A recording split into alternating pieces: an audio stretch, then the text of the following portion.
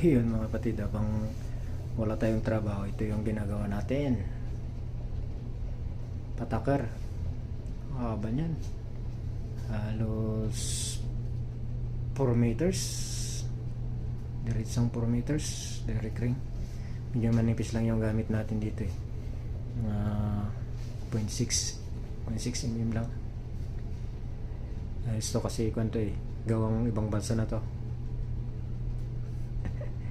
Gawang ibang bansa. Signan natin sa next season kung makahuli tayo.